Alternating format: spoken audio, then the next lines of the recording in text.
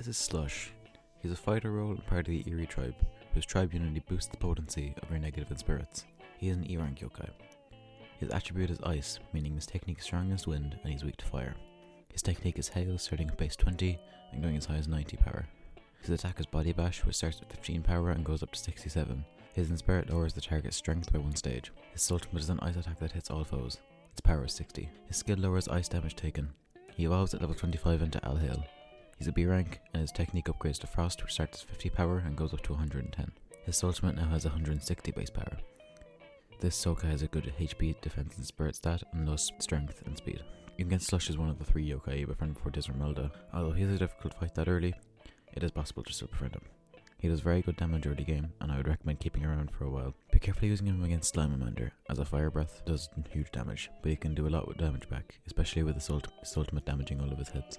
As long as you know how to avoid Sprank's ultimate, Slush can do great against this boss. SV Slagger Drag is mostly always easy, and Slush is still a good damage dealer at this point. Mass Face can also be beaten reliably with Slush. Phantasmarai is weak to ice, so Slush can do a lot of damage to him very easily. This is around the time where he should evolve into Alhail, but also the time where you should consider booting him off the team. Alhail is definitely good, and usable if you like him, but by this point you will have access to a B rank watch, and access to Frostina. She has a much better spirit, and Blizzard. She can't evolve until the post game, but it doesn't matter as she still outclasses Alhail in a lot of ways. The only difference is that she has a lot less bulk than Alhail, although her technique is much better and her skill boosts ice damage for your whole team, which can be very helpful in situations where you need it.